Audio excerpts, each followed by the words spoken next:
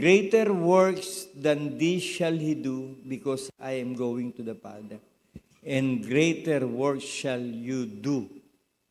Greater works. Sino nagsasalita rito?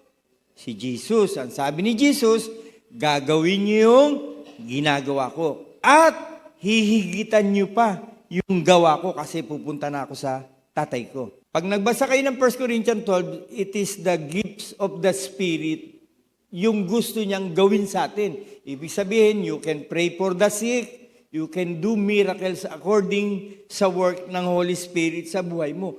Pero iba pa rin yung gifted.